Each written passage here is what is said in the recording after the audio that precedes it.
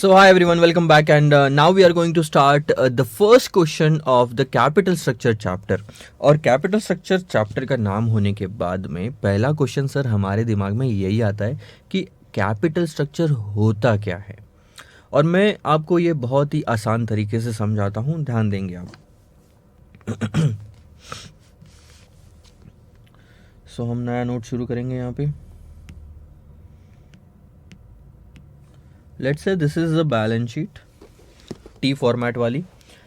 ये वाली साइड है आपकी लाइबिलिटी वाली और ये वाली साइड है आपकी असेट वाली, ठीक है। और 3 हिस्सों में मैं इस बैलेंस शीट को डिवाइड करता हूं। अब आप बताएंगे मुझे पहले कि ये 3 हिस्से सर कौन से हैं।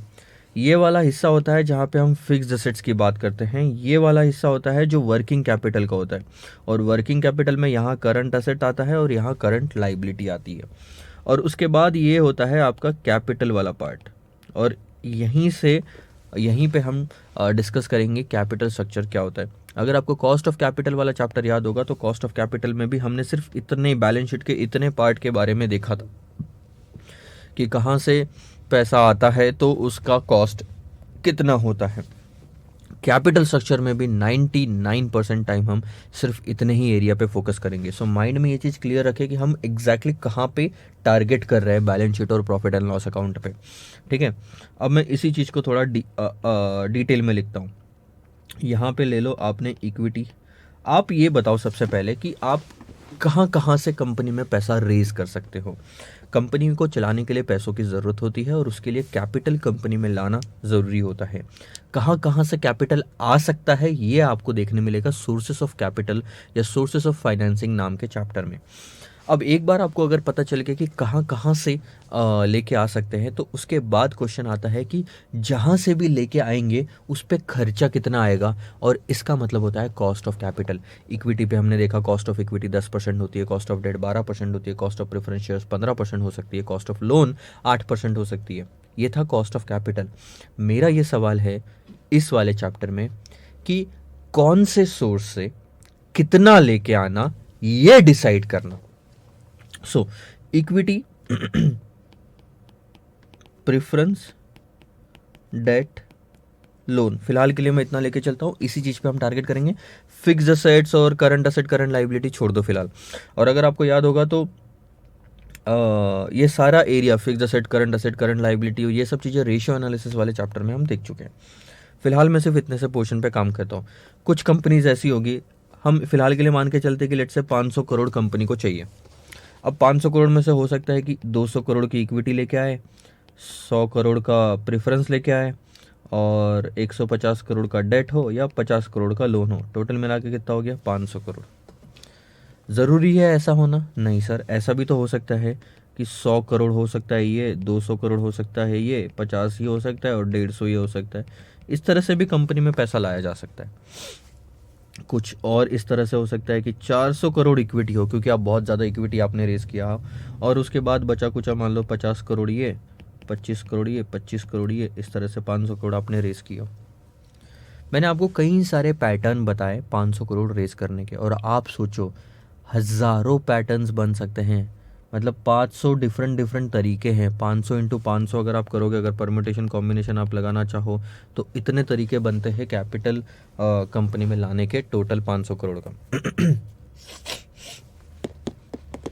तो अब क्या क्वेश्चन आता है सर? अब ये क्वेश्चन आता है कि ये जो मैंने आपको 3 एग्जाम्पल लेके बताए, मैं इसको नाम देता हूँ पैटर्न 1, पैटर्न 2, पैटर्न 3, ठीक है। ये तरीका है कंपनी में पैसा रेज करने का, कंपनी में पैसा लाने का, फाइनेंसिंग करवाने का, और इसी को कहते हैं capital structure. This is capital structure 1, capital structure 2, capital structure 3। Structure कैसा होना चाहिए आपकी कंपनी में कैपिटल का? इसका जवाब यह है कि कहां से कितना पैसा हमने लाना चाहिए। हमने इक्विटी से 200 करोड़ लाना है, 400 करोड़ लाना है कि 100 करोड़ लाना है, ये डिसाइड करना, यानी ये डिसाइड करना कि आपके कंपनी का स्ट्रक्चर कैसा होना चाहिए। आप घर का स्ट्रक्चर बताते हो, जब आपको घर का कंस्ट्रक्शन करना होता है तब आप घर का स्ट्रक्चर डिसाइड करते हो कि नहीं करते हो? यस सर, हम घर का स्ट्रक्चर डिसाइड करते हैं, उसमें पता लगाते हैं कि बेडरूम कितने होने चाहिए, हम पता लगाते हैं कि पार्किंग स्पेस कितनी होनी चाहिए, हम पता लगाते हैं कि किचन का एरिया या लोकेशन कहाँ होनी चाहिए, हम पता लगाते नहीं लगाते? हम ये चीज़ जब पता करते हैं तो हम क्या कहते हैं कि ये है हमारे घर का स्ट्रक्चर। हम एक मैप लेते हैं और फिर देखते हैं कि यार चलो 2 बेडरूम होंगे, एक हॉल होगा, एक डाइनिंग रूम होगा या फिर स्टोर रूम होगा, गेस्ट रूम होगा, किचन होगा, ठीक है, लैबोरेटरीज होगी, कहीं कितने लैबोरेटरीज होना आपको, और पार्किंग स्पेस कितनी होना, कितनी गाड़ियां रख सकते हैं उसके हिसाब से। ये जब आप डिसाइड करते हैं तो आप ये घर का स्ट्रक्चर डिसाइड करता है। मैं कहता हूँ आपको कैपिटल स्ट्रक्चर डिसाइड करो। तो कैपिटल स्ट्रक्चर डिसाइड करने का मतलब ये होता है कि इक्विटी से कितना पैसा लाना है, डेट से कितना लाना है, प्रेफरेंस से कितना लाना है, लोन से कितना लाना है, जो भी सोर्सेस हमारे पास में अवेलेबल है उनसे पैसा कितना लेके आना, ये डिसाइड करना। मैं आपको ये नहीं कह रहा हूं कि आप इसकी कॉस्ट निकालो 10%, इसकी कॉस्ट निकालो 12%, इसकी कॉस्ट निकालो 15%, इसकी कॉस्ट निकालो 18%। ये तो ऑलरेडी अब क्वेश्चन में दिया हुआ होगा। अगर आप बोलोगे सर ये आता कहां से है, तो मैं आपको बोलूंगा सर जाके कॉस्ट ऑफ कैपिटल वाला चैप्टर देखो, वहां पे पता चलेगा कि ये आता कहां से है। हम तो बात इसकी सर कर ही नहीं रहे, हम बात करेंगे अब सिर्फ अमाउंट की। क्या हमने कॉस्ट ऑफ कैपिटल वाले चैप्टर में अमाउंट की बात की थी? नहीं, अमाउंट दी हुई थी, कॉस्ट निकालनी थी। अब कॉस्ट दी हुई होगी, अमाउंट पता करना होगा। आपको क्वेश्चन में 2 चीजें दी होगी, आपको क्वेश्चन में ये दिया होगा और आपको दिया होगा ये 500 करोड़। आपको ये तो बताना ही पड़ेगा ना कि टोटल कैपिटल कितना लाना है। जब घर भी कंस्ट्रक्ट करते हो तो आपको एक बजट डिसाइड करना पड़ता है कि भैया इतना पैसा है, उसके अंदर में जो भी करना है। तो हमारे पास में भी 500 करोड़ हमको लेके आना है कंपनी में, उसके अंदर में करना है जो भी करना है। अब आप इस क्वेश्चन का जवाब दो, कैपिटल स्ट्रक्चर कौन सा होगा ये कैसे डिसाइड करेंगे? कैपिटल स्ट्रक्चर कौन सा होगा ये कैसे डिसाइड करेंगे? कैपिटल स्ट्रक्चर डिसाइड करना यानी कंपनी के लिए जो भी बेस्ट ऑप्शन है वो डिसाइड करना। और कंपनी के लिए बेस्ट ऑप्शन सिर्फ 2 चीज़ों से डिसाइड होता है। कोई भी ऑप्शन बेस्ट तब बनता है जब उसमें कॉस्ट यानी खर्चा मिनिमम हो या बेनिफिट मैक्सिमम हो। आपको कार लेना है सर, खर्चा कम से कम, बेनिफिट ज़्यादा से ज़्यादा। घर लेना है सर, खर्चा कम से कम, बेनिफिट ज़्यादा से ज़्यादा। यहाँ पे भी यही चीज़ डिसाइड करेंगे कि खर्चा कम से कम, बेनिफिट ज़्यादा से ज़्यादा। 500 करोड़ भी आ जाए हमारे पास और खर्चा कम से कम हो। हम इस चीज़ पे फोकस करते हैं। कैपिटल के केस में जब आप पैसा लेके आते हैं, इक्विटी, प्रेफरेंस, डेट, लोन, इस केस में आप मुझे बताइए खर्चा का मतलब क्या हो गया? यहाँ पे खर्चा कम से कम रखना है तो खर्चा क्या है पहले ये डिसाइड करो। ये रहा सर हमारा खर्चा, 18%, 10%, 12%, 15%। क्या मैं ये मान के चलूं कि आपको WACC वाला कॉन्सेप्ट समझ में आता है? यस सर, हमने कॉस्ट ऑफ कैपिटल वाले चैप्टर में ये चीज देखी थी कि चारों का मिला के जब पूरा कॉस्ट ऑफ कैपिटल निकाला जाता है उसको कहते हैं WACC। यानी 500 करोड़ को इस्तेमाल करने के लिए on an average, weighted average अगर मैं बोलूं तो हमको कॉस्ट लग रही है सर 12.5%। ये कैसे आई ये आपको पता है, कॉस्ट लो, वेट लो और मल्टीप्लाई कर दो। मैं आपको क्या कहता हूं, आप ये तीनों ऑप्शन में कॉस्ट तो सेम रहेगी, कॉस्ट सेम है 18%, 10%, 12%, 15%। लेकिन एक चीज हमेशा बदलेगी जब आप ऑप्शन बदलोगे, तो वो है वेट। WACC सर कैसे निकालते हैं, ध्यान देंगे। कॉस्ट को मिनिमम रखना है यानी कि WACC को मिनिमम रखना है। Weighted average cost of capital, cost है, खर्चा है कैपिटल को इस्तेमाल करने की, इक्विटी, प्रेफरेंस, डेट और लोन। आपका जो कॉस्ट है सर वो आप कैसे निकालते हो? Weighted average cost of capital, आप यहाँ पे कॉस्ट लेते हो, आप यहाँ पे वेट लेते हो, उसके बाद कॉस्ट को वेट से मल्टीप्लाई करते हो और यहाँ पे टोटल निकालते हो। करते हो ऐसा? अब आप मेरे को बताओ, आपका ये तो सेम है कॉस्ट, लेकिन अगर आपने ऑप्शन बदला तो आपके ये वेट्स बदलते जाते हैं, ये चेंज होते जाएगा। और आप बताओ अगर वेट चेंज हुआ तो ये WACC भी चेंज होगा, और अगर WACC चेंज होगा तो कुछ केसेस में WACC ज़्यादा आएगा, कुछ केसेस में WACC कम आएगा। Let's say for an example, कभी आपका आंसर आया 12%, कभी आया 15%, कभी आया 12.5%। अब आप बताओ, ये तीनों ऑप्शन जो मैंने आपको दिए 1, 2, 3, उसका WACC इतना आया 12, 15 और 12.5। बताओ कौन सा ऑप्शन प्रिफरेबल है? आप बोलोगे सर खर्चा इसके अंदर कम है, क्योंकि तीनों ऑप्शन में कॉस्ट तो अलग अलग लग रही है लेकिन पैसा तो हमको सेम इस्तेमाल करने मिल रहा है, 500 करोड़ रुपए का कंपनी को। तो आप बोलो मैं पैसा आपको 500 देता हूँ, आपको 12% इंटरेस्ट देना है। मैं पैसा 500 देता हूँ, 15% इंटरेस्ट देना है। पैसा 500 देता हूँ, 12.5% इंटरेस्ट देना। आप क्या बोलोगे?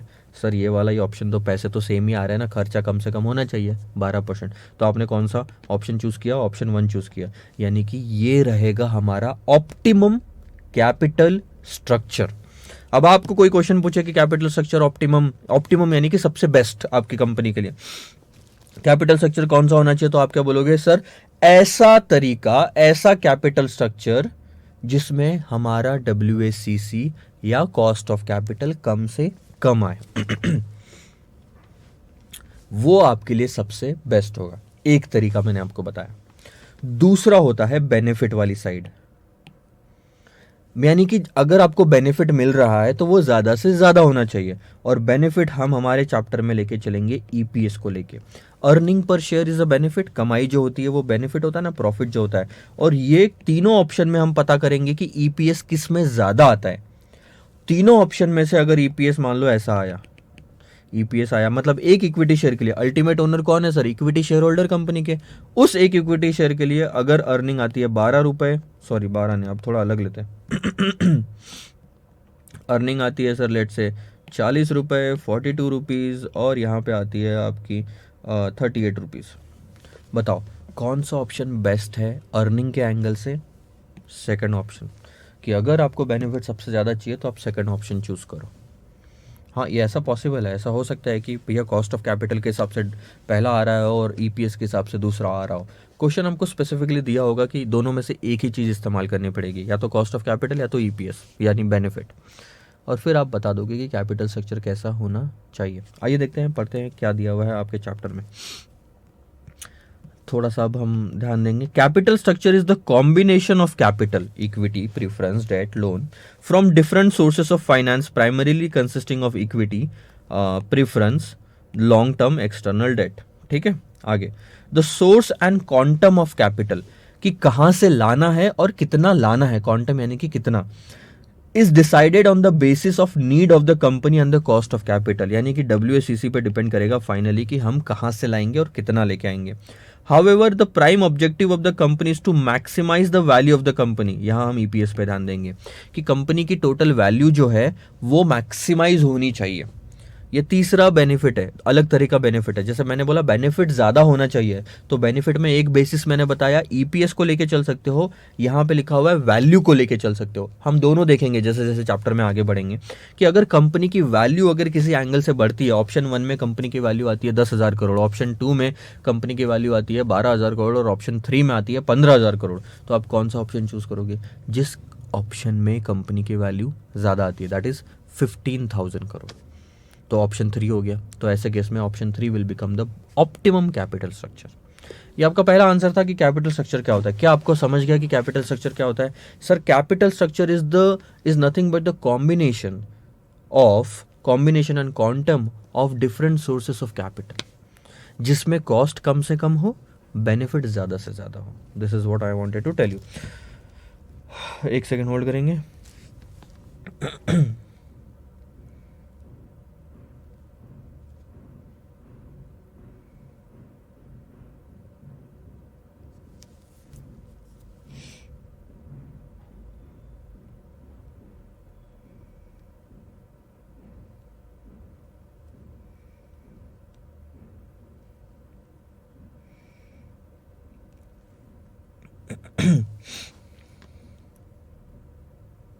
चलो सर आगे बढ़ते हैं, ध्यान दो। दूसरी बात आती है sir, how do we calculate the value of firm. किसी भी फर्म की वैल्यू किस तरह से कैलकुलेट की जाती है? The value of firm is calculated as below. ध्यान देंगे, value of the firm is equal to EBIT divided by overall cost of capital. पहले पढ़ लो फिर मैं समझाता हूँ। हम फर्म की वैल्यू कैलकुलेट करना चाहते हैं, और ध्यान देंगे फर्म लिखा है यहाँ पे इक्विटी नहीं लिखा हुआ है। आप बोलोगे सर इक्विटी शेयर होल्डर के एंगल से, नहीं सर, फर्म का मतलब होता है जहाँ जहाँ से हमने पैसे रेस किए होंगे उनके एंगल से कंपनी की वैल्यू निकालनी है। ठीक है, यानी इन सब के एंगल्स से निकालनी है, सिर्फ इक्विटी नहीं। तो सीधी सी बात है, अगर इन सब के लिए हम कंपनी की वैल्यू निकाल रहे हैं तो प्रॉफिट भी जो लेंगे हम, वो इन सब के लिए जो अप्लीकेबल प्रॉफिट है वो लेंगे। इसीलिए यहाँ पे EBIT लिया हुआ है। Earning before interest and tax एक ऐसा प्रॉफिट होता है जिसमें से इक्विटी वालों को भी बांटा जाता है, प्रेफरेंस वालों को भी बांटा जाता है, डेट वालों को बांटा जाता है और लोन वालों को बांटा जाता है। और अगर आप बोलते हो कि सर अर्निंग बिफोर टैक्स ले, यानी कि इंटरेस्ट माइनस करने की बाद की फिगर, तो मैं आपको बता दूं ये EBT में से सिर्फ इक्विटी और प्रेफरेंस वालों को बांटा जाएगा। डेट होल्डर्स और लोन होल्डर्स का इस EBT पे कोई हक नहीं होता, क्योंकि उनको जो इंटरेस्ट मिलना था वो मिल चुका है। तो अब ये जो कैश या प्रॉफिट बचा है ये सिर्फ इक्विटी और प्रेफरेंस के लिए बचा है, और जो प्रॉफिट सिर्फ इक्विटी और प्रेफरेंस के लिए बचा है उससे सिर्फ इक्विटी और प्रेफरेंस की ही वैल्यू निकाली जा सकती है, सबकी नहीं निकाली जा सकती। ठीक है, सो ये एक चीज़ है। अब ये वैल्यू में ऊपर में न्यूमरेटर लेने का लॉजिक क्या है? क्वेश्चन पहले तो ये आता है कि ऊपर में न्यूमरेटर लेने का लॉजिक क्या है, क्या, हाँ, और नीचे में ओवरऑल कॉस्ट ऑफ कैपिटल लेने का लॉजिक क्या है। अब देखो बताता हूँ।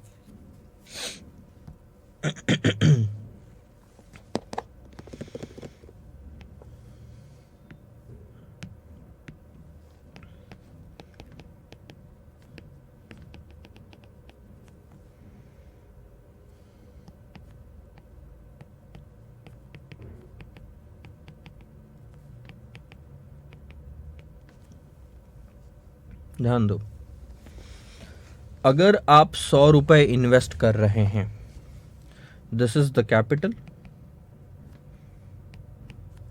और आप उस पर 10% कमाते हैं, तो कितने रुपए की कमाई होगी सर? 10 रुपए की। तो ये हो गई कॉस्ट, आपकी कमाई, सामने वाले के लिए खर्चा। तो सामने वाली कौन होती है? कंपनी। तो कंपनी के एंगल से 10% को क्या बोलेंगे? Cost of capital. 100 रुपये इस्तेमाल करने के लिए 10% के हिसाब से, और उस 100 रुपये पे आप ये अर्निंग कमाते हो, ठीक है, 10 रुपये की। ठीक है, तो अब मुझे ये बताइए, इसमें से मैंने कोई भी दो चीज़ें अगर आपको दे दी तो आप तीसरी निकाल सकते हैं क्या? यस सर, निकाल सकते हैं। सबसे पहले अगर हमको अर्निंग निकालनी है तो हम क्या फॉर्मूला यूज़ करेंगे सर? Capital into cost. और अगर हमको कैपिटल निकालना है तो क्या फॉर्मूला यूज़ करोगे? Earning divided by cost. 10 रुपये divided by 10% is equal to 100। और ये कैपिटल और कुछ नहीं, वैल्यू है, कंपनी की वैल्यू है। अर्निंग डिवाइडेड बाय कॉस्ट करके देख लो, बस क्रॉस मल्टीप्लिकेशन है। तो यहाँ से एक कॉन्सेप्ट आपका बैठ रहा क्या कि earning divided by cost is a proper formula to calculate the capital. Yes sir, बैठ रहा है। अब क्वेश्चन क्या आता है, ध्यान देना, बहुत ही इंपॉर्टेंट है।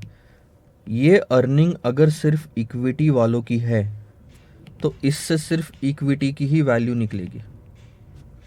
अगर ये अर्निंग इक्विटी प्लस डेट वालों की है तो इससे इक्विटी प्लस डेट वालों की वैल्यू निकलेगी, और इसी इक्विटी प्लस डेट वाले की वैल्यू को हम बोलते हैं वैल्यू ऑफ फर्म, यानी पूरे कंपनी की वैल्यू, क्योंकि इक्विटी और डेट मिला के सब कुछ आ जाता है इसमें।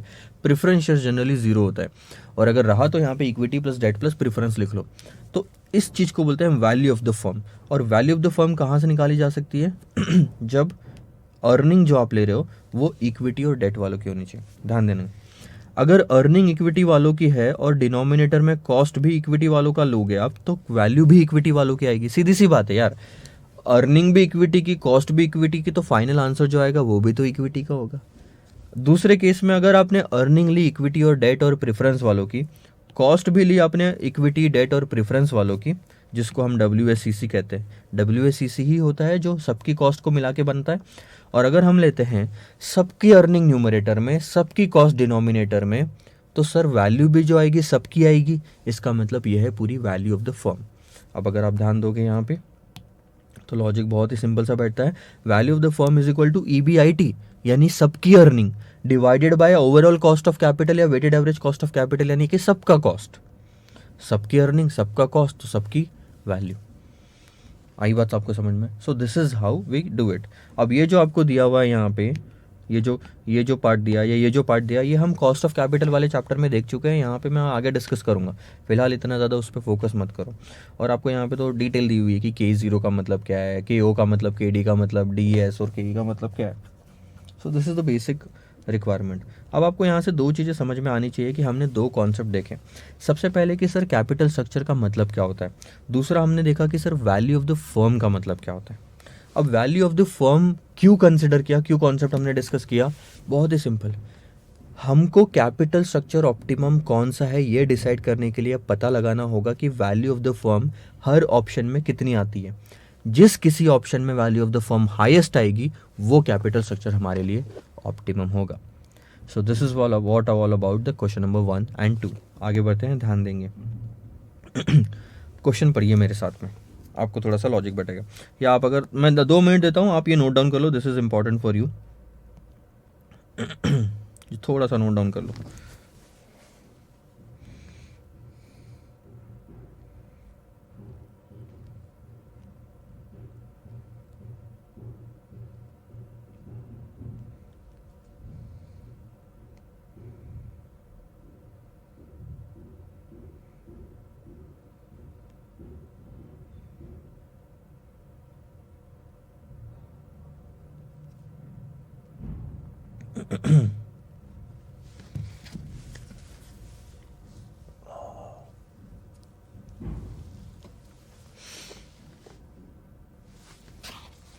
आप नोट डाउन करो, तब तक मैं थोड़ा सा हट जाता हूँ लीक से।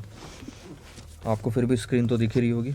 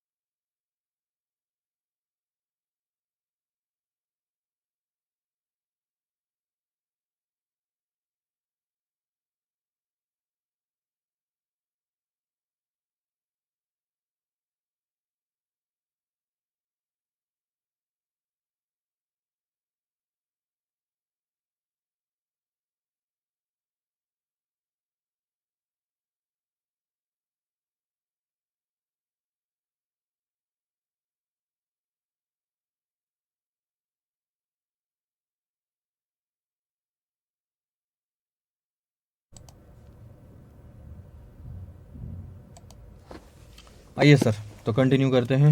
सॉरी फॉर द डीले, ध्यान देंगे आप।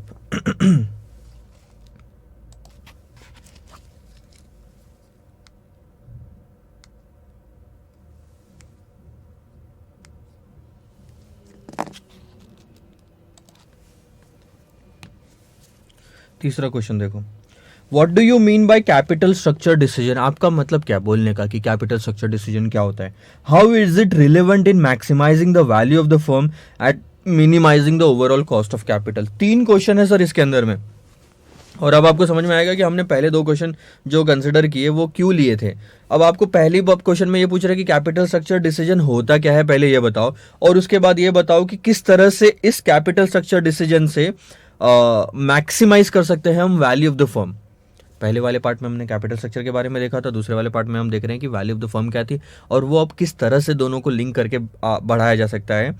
And minimising the overall cost of capital, क्या मैंने आपको ये 2 चीजें बताई थी कि ऑप्टिमम कैपिटल स्ट्रक्चर डिसाइड करने के लिए 2 चीजों को ध्यान रखना, कॉस्ट कम से कम होनी चाहिए यानी कि मिनिमाइज, और बेनिफिट ज्यादा से ज्यादा होनी चाहिए यानी कि वैल्यू, और या ईपीएस जो आगे आएगा। सो ये ज्यादा होना चाहिए, ये मिनिमाइज होना चाहिए, ये चीज हमने देखी थी। इसी चीज को एक बार फिर से पढ़ लेते हैं और कंप्लीट करते हैं।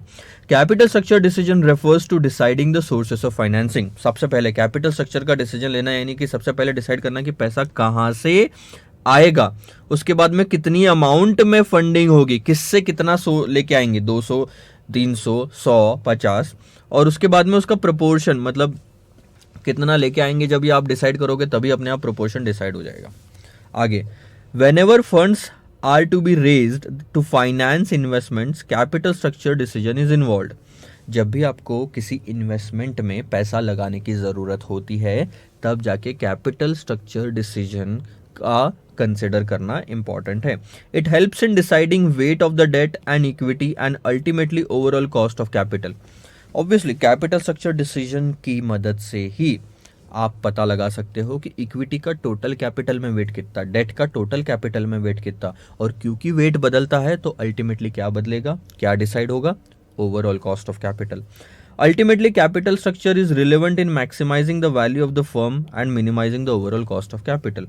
ध्यान दो, यहां पे आपको ये चीज समझ में आई कि कैपिटल स्ट्रक्चर का डिसीजन बदलोगे तो वेट्स बदलेंगे, वेट्स बदलेंगे तो weighted average cost of capital बदलेगा, और अगर डब्ल्यूएसीसी बदला तो यहां पे डिनोमिनेटर बदलेगा इस फॉर्मूले में, क्योंकि ये डिनोमिनेटर में कॉस्ट ऑफ कैपिटल की जरूरत है, और अगर डिनोमिनेटर बदला तो वैल्यू ऑफ द फर्म भी बदलेगी।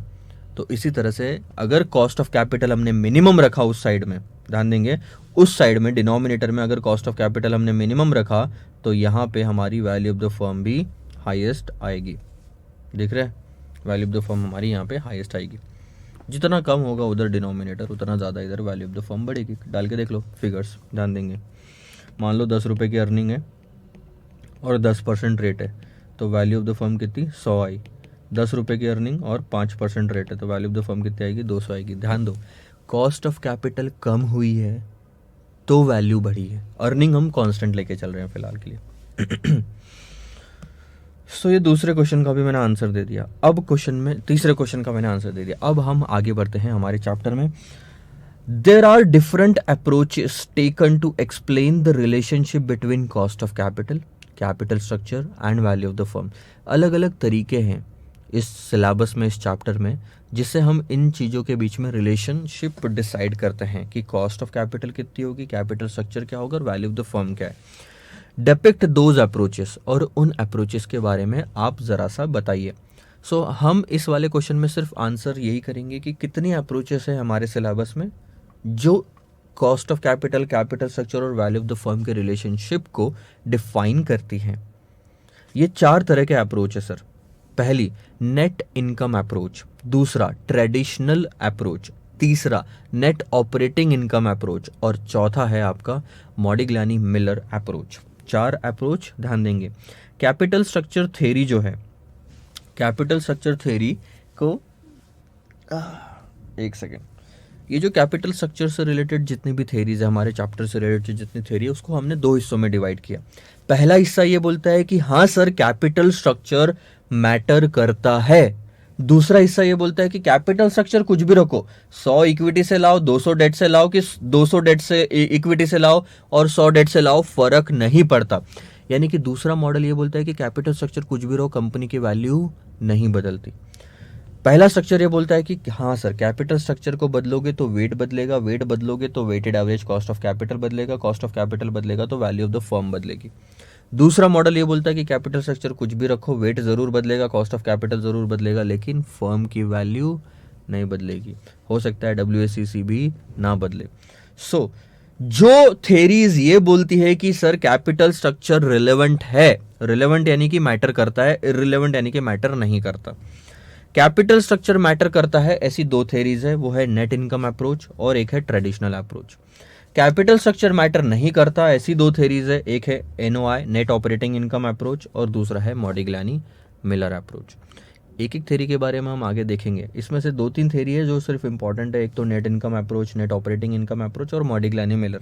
Traditional approach is no more in use, so उसके बारे में ज़्यादा डिस्कस करके भी कोई मतलब है नहीं, आगे आएगा तो ज़रूर देखेंगे। लेकिन हम तो ये 4 क्वेश्चन होगा और ये आखिरी क्वेश्चन के बारे में मैं डिस्कस कर रहा हूँ इस वाले लेक्चर को। इसी के साथ हम समाप्त करेंगे। To understand the relationship between cost of capital, capital structure and value of the firm, ध्यान देंगे 3 चीज़ों के बीच में अगर आपको रिलेशनशिप समझना है, कौन सी 3 चीज़ें, कि कैपिटल को कंपनी में लाने की कॉस्ट कितनी है, कैपिटल का स्ट्रक्चर क्या होना चाहिए कंपनी में, और तीसरा कि कंपनी की यानी फर्म की वैल्यू कितनी होनी चाहिए। इन तीनों चीज़ों को समझने के लिए कुछ अजम्पशंस पहले से सेट करके रखे हैं कि ये अजम्पशंस हम कैरी करेंगे, यानी बार बार हम ये चीज़ें नहीं बोलेंगे कि हमने ये मान के रखा है। एग्जाम्पल के तौर पे अजम्पशंस यानी क्या हो गया कि जब मैंने आपको 100 रुपये और 200 रुपये की वैल्यू ऑफ द फर्म वाला एग्जाम्पल दिया तो आपको याद होगा 10 रुपये की अर्निंग कांस्टेंट रखी थी दोनों केस में। तो मेरा अजम्पशन था कि दोनों केस में अर्निंग्स कांस्टेंट है। वैसे ही कई सारे अजम्पशंस है जो हमने आगे याद रखना है और ये थ्योरेटिकल है, तो मान के चलो कि हाँ सर ऐसा हमने रखना पड़ेगा तब जाके हम कुछ अच्छे से डिसीजन ले पाएंगे। तो वो अजम्पशंस क्या है ये हमने देखना है। क्वेश्चन ये बोलता है मेंशन दोज अजम्पशंस, सो ध्यान दो। The assumption taken while understanding the relationship are mentioned as follows. There are only 2 kinds of funds used by a firm. Firm सिर्फ 2 तरह के फंड्स यूज करेगी, एक तो होगा डेट, एक होगा इक्विटी। पहली चीज ये याद रखिए। तो आप तीसरी, चौथी, पांचवी चीज कोई भी बीच में घुसाना मत। एक अजम्पशन क्या है, डेट। डेट में आपका लोन भी इंक्लूड हो जाता है। टोटल एसेट जो है फर्म के वो दिए हुए रहेंगे कि हमको कितने पैसों की ज़रूरत है, ये भी दिया हुआ रहेगा, टोटल एसेट्स दिए हुए रहेंगे। The degree of average can be changed by selling debt to purchase shares और selling shares to retire debt. Total same रहेगा 500 करोड़। थोड़ा सा इक्विटी बेच के डेट को कम किया जा सकता है या डेट को बेच के इक्विटी कम किया जा सकता है, लेकिन टोटल दिया हुआ रहेगा। टैक्सेस कंसिडर करने की आपको कोई ज़रूरत नहीं है। इसका मतलब है कि हम टैक्सेस को इग्नोर करेंगे अगर टैक्सेस के बारे में कोई भी इंफॉर्मेशन क्वेश्चन में नहीं दी है, और अगर कोई इंफॉर्मेशन दी है तो सर आपको कंसिडर करना है। The pay out ratio is 100%। इसका मतलब जितना भी आप कमाओगे, अर्निंग आपकी होगी, उतना आप डिविडेंड बांट दोगे इक्विटी शेयर्स में, ज़रूरत पड़ेगी तो ही ये कंसिडर करना। The firms total financing remains constant. मतलब जब हम पहला ऑप्शन, दूसरा ऑप्शन, तीसरा ऑप्शन देख रहे थे तो आपको याद है मैंने एक अजम्पशन लिया था कि तीनों केस में 500 करोड़ की ज़रूरत पड़ेगी, तभी मैं प्रॉपर डिसीजन ले पा रहा था। तो यहाँ पे यही अजम्पशन है कि तो फर्म की जो टोटल फाइनेंसिंग है ये सेम रहेगी। उसके बाद में business risk is constant over time. अब ये बिजनेस रिस्क क्या होता है मैं फिलहाल इसको छोड़ के चलता हूँ क्योंकि ये टाइप्स ऑफ लिवरेजेस वाले चैप्टर में आएगा और डिटेल में समझाऊंगा मैं आपको। The firm has a perpetual life. इसका मतलब जो कंपनी है ये कोई 2-5 साल में बंद होने वाली नहीं है, ये चलती रहेगी। जैसे आप सोचो अमेजोन चल रहा है सालों से, आपका रिलायंस चल रहा है सालों से, तो परपेचुअल लाइफ इसी को बोलते हैं कि ऐसा कहीं पे भी मान के मत चलो कि ये कंपनी 2-5 साल में बंद होने वाली है। और अगर ऐसी कोई सिचुएशन है तो आपकी बहुत सारी चीज़ें अप्लीकेबल नहीं होती। जैसे अभी किंगफिशर पे अगर बहुत सारे लॉ केसेस चल रहे हैं तो उस केस में कंपनी बंद हो सकती है कभी भी। तो ऐसा आप उस केस में अजम्पशन नहीं ले सकते कि परपेचुअल लाइफ है, क्योंकि विजय माल्या ने इतनी गड़बड़ करके रखी है मार्केट में, तो कई सारी कंपनीज उसकी बंद हो सकती है आने वाले टाइम में। तो उस केस में ये अजम्पशन वैलिड नहीं रहता। लेकिन रिलायंस अच्छे से चल रहा है, टाटा मोटर्स अच्छे से चल रहा है, कई सारी कंपनीज है मार्केट में जो अच्छे से चल रही है, उन केस में आप ये अजम्पशंस ले सकते हो। ये अजम्पशंस क्यों लिए हैं आगे आपको धीरे धीरे और क्लैरिटी आएगी। फिलहाल मान के चलिए कि ये अजम्पशंस कंसिडर करके इस नज़रिए से हमको क्वेश्चंस को आगे देखना है कि हमारे पास सिर्फ 2 तरह के फाइनेंसिंग होगी, डेट और इक्विटी, ठीक है। दूसरा है कि टोटल एसेट्स दिए हुए रहेंगे, चेंज कर सकते हैं। तीसरा है कि टैक्सेस कंसिडर नहीं करना अगर नहीं दिए हुए तो। चौथा है कि जितनी अर्निंग कमाई वो डिविडेंड बांटी जा सकती है, ये अज्यूम करो। उसके बाद में है कि टोटल फाइनेंसिंग सेम रहेगी, बिजनेस रिस्क सेम रहेगा और परपेचुअल लाइफ रहेगी। तो ये कुछ अजम्पशंस है। एग्ज़ाम में ऐसे डायरेक्ट क्वेश्चंस आने के चांसेस कम है, क्योंकि बहुत थेरी बेस्ड है और हमारा सब्जेक्ट प्रैक्टिकल है, लेकिन आपको समझने के लिए और आगे क्वेश्चन सॉल्व करने के लिए ये ज़रूरी है। So this is all about this basic things about this capital structure chapter. Next lecture में आगे और डिस्कस करेंगे कई सारे नए टॉपिक्स। तब तक के लिए बाय बाय।